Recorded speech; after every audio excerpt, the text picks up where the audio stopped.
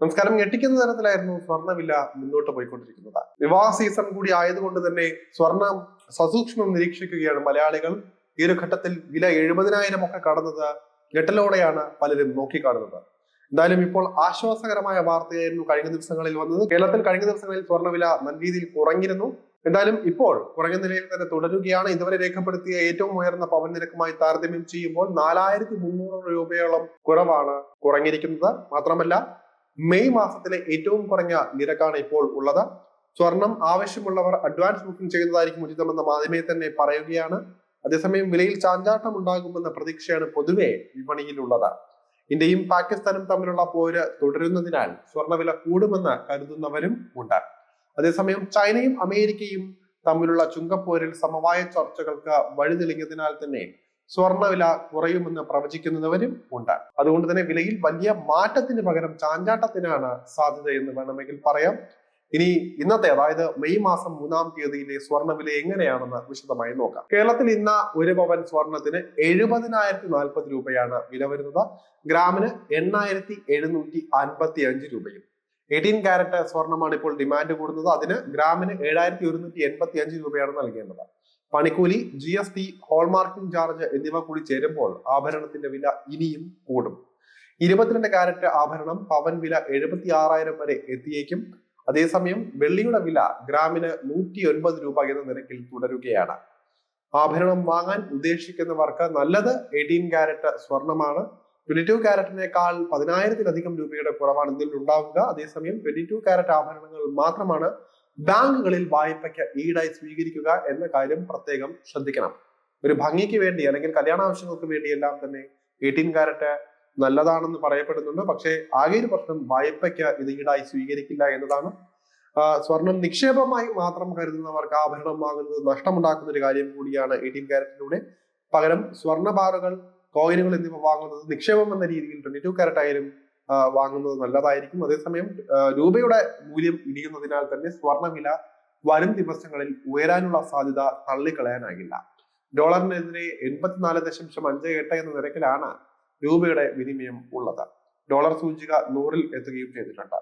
Dollar കരുത്ത് കൂടുന്നത് സ്വർണ്ണവില കുറയുമെന്ന സൂചനയും നൽകുന്നുണ്ട്. ഇതാണ് വിപണിയിൽ സമ്മിശ്ര സൂചനകൾ ലഭിക്കാനുള്ള കാരണമായി പറയുന്നത്. രാജ്യാന്തര വിപണിയിൽ സ്വർണ്ണവില $3,240 ആണുള്ളത്. ദിവസങ്ങൾക്ക് മുൻപ് വരെ ഇത് $3,340 വരെയായി എത്തിയിരുന്നു. $100 കുറഞ്ഞിട്ടുണ്ട് എന്ന ചുരുക്കം. രാജ്യാന്തര വിപണിയിൽ വില കുതിച്ച വേളയിൽ കേരളത്തിൽ പവന് 74,320 രൂപയായി ഉയർന്നിരുന്നു.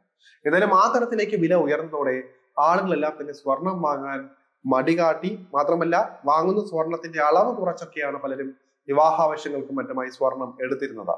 വലിയ രീതിയിൽ ഡിമാൻഡ് കുറഞ്ഞാൽ ഇനി സ്വർണ്ണവില കുത്തനെ ഇടിയുമെന്ന തരത്തിലുള്ള പ്രചരണങ്ങൾ നടക്കുന്നുണ്ട്. സ്വർണ്ണവില ഇങ്ങനെ പോവുകയാണെങ്കിൽ, ആരും വാങ്ങാതെ വരികയാണെങ്കിൽ ജ്വല്ലറികൾ കടുത്ത നഷ്ടത്തിലാവും. വില കുറച്ച് വിൽക്കാൻ അവർ നിർബന്ധിതരാകും. അസോസിയേഷനുകളെല്ലാം ഉള്ളതാണ്. അതുകൊണ്ട് തന്നെ എത്ര വിലയുണ്ടോ അതിൽ ഡിമാൻഡ് കുറയുന്നതനുസരിച്ച് വിലയും കുറയാൻ ചാൻസ് ഉണ്ട്. അങ്ങനെ വരികയാണെങ്കിൽ സ്വർണ്ണവില ഒരു പക്ഷേ 60,000-ലും താഴെ എത്തിയാലും അത്ഭുതപ്പെടാനില്ല. പണ്ടെല്ലാം 20-30 പവൻ വാങ്ങിയവരെല്ലാം തന്നെ വിവാഹ ആവശ്യങ്ങൾക്ക് അത്രയും വാങ്ങിയവരെല്ലാം തന്നെ ഇപ്പോൾ 10 പവനിലൊക്കെ ഒതുക്കുന്നതാണ്. പരമാവധി 10 പവനൊക്കെ വാങ്ങുന്നതാണ് ഇപ്പോൾ ട്രെൻഡായി മാറിയിരിക്കുന്നത്.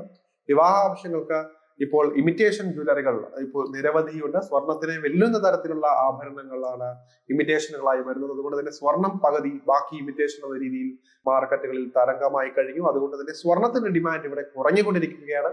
ഇത്തരത്തിൽ സ്വർണ്ണവില ഇനിയും ഉയരുകയാണെങ്കിൽ ഈ പറയുന്ന സ്വർണം പൂർണ്ണമായിട്ടും വിറ്റ് മാറ്റി നിർത്തി ഇമിറ്റേഷനുകൾ കൂടുതൽ വരും. അങ്ങനെ വരികയാണെങ്കിൽ സ്വർണ്ണ വിപണിയെ അത് സാരമായി ബാധിക്കും. ജ്വല്ലറികളിൽ കടുത്ത നഷ്ടം ഉണ്ടാക്കും. അതുകൊണ്ട് തന്നെ സ്വർണ്ണ വിലയിൽ കാര്യമായ ഒരു ഇറക്കം, വില കുറവ് ഉടൻ തന്നെ ഉണ്ടാകുമെന്ന് പ്രതീക്ഷിച്ചാലും അതിൽ തെറ്റൊന്നും പറയാനില്ല. നിലവിൽ രാജ്യാന്തര വിപണിയിൽ സ്വർണ്ണവിലയിൽ വലിയ മുന്നേറ്റം കാണിക്കുന്നില്ല എന്നത് ഉപഭോക്താക്കൾക്ക് ഒരു പ്രതീക്ഷ കൂടി നൽകുന്ന ഒരു ഘടകമാണ്. ഈ ഒരു വേളയിൽ ആഭരണം ആവശ്യമുള്ളവർ അഡ്വാൻസ് ബുക്കിംഗ് ചെയ്യുന്നതായിരിക്കും നല്ലത്. അതേസമയം ക്രൂഡ് ഓയിൽ വില ബ്രന്റ് ക്രൂഡിന് $61 കുറഞ്ഞിട്ടുണ്ട്. സ്വർണ്ണവിലയെ സ്വാധീനിക്കുന്ന ഘടകങ്ങളാണ് ഇതെല്ലാം. ഇന്ത്യക്കും ചൈനയ്ക്കും ഇത് നേട്ടമാണ്. ഒപെക് രാജ്യങ്ങൾ ഉൽപാദനം കൂട്ടാൻ തീരുമാനിച്ചതും ചൈനയിൽ നിന്ന് എണ്ണയ്ക്കുള്ള ആവശ്യം കുറഞ്ഞതുമാണ് വില താഴാനുള്ള കാരണമെന്നാണ് പറയുന്നത്. അതേസമയം സ്വർണ്ണവില ഏറ്റവും ഉയർന്ന നിരക്കിൽ നിന്ന് താഴുന്ന ട്രെൻഡിലേക്കാണ് എന്ന് കരുതുന്ന വിപണി നിരീക്ഷകരുണ്ട്. ഏറ്റവും ഉയർന്ന വിലയിലെത്തിയ സാഹചര്യത്തിൽ വിറ്റ് ലാഭം കൊയ്യുന്ന ട്രെൻഡ് കാണിച്ചിരുന്നു. മാത്രമല്ല, ആഭരണ വിപണിയിൽ ആവശ്യക്കാർ കുറയുന്നത് വലിയ രീതിയിൽ അത് പിന്നെ സ്വർണ്ണവില കുറയാൻ കാരണമാകുമെന്നത് ആശ്വാസകരമായ ഒരു വാർത്തകളും വരുന്നുണ്ട്. ആഭരണം ആവശ്യമുള്ളവർ പഴയ ആഭരണം മാറ്റി വാങ്ങാനാണ് അക്ഷയ തൃതീയ ദിവസത്തിൽ പോലും ശ്രമിച്ചത്. എങ്കിലും കേന്ദ്ര ബാങ്കുകൾ വഴി ഓരോ രാജ്യങ്ങളും സ്വർണം വാങ്ങിക്കൂട്ടുന്നതും സ്വർണ്ണവില വർദ്ധിക്കുമോ എന്ന ആശങ്ക ബാക്കിയാക്കുന്നുണ്ട്. എന്തായാലും സ്വർണം ഇങ്ങനെ പോയാൽ, സ്വർണ്ണവില ഇനിയും കൂടി തന്നെ പോയാൽ ആളുകളെല്ലാം കൈവിടും. സ്വർണം ഒരു ഡിമാൻഡ് ഇല്ലാത്ത വസ്തുവായി മാറിയാലും അത്ഭുതപ്പെടാനില്ല. സ്വർണ്ണവില കുറയുന്നതും കാത്താണ് നിരവധി പേർ കാത്തിരിക്കുന്നത്. ആഭരണം വാങ്ങാൻ കാത്തിരിക്കുന്നത്, പ്രത്യേകിച്ച് വിവാഹ പാർട്ടികൾ നേരത്തെ സൂചിപ്പിച്ചതുപോലെ തന്നെ സ്വർണ്ണവില കുറയാൻ കാത്തിരിക്കുകയാണ്. അതേസമയം സ്വർണ്ണവില കൂടുന്നതാണ് കയ്യിൽ സ്വർണം ഇരിക്കുന്നവരെ സംബന്ധിച്ച് ആശ്വാസകരമാകുന്ന വാർത്തയാണ്. നേരത്തെ വാങ്ങി വെച്ചവർക്ക് വലിയ ലാഭമാണ് സ്വർണ്ണവില കൂടുന്നതിലൂടെ കിട്ടാനും പോകുന്നത്.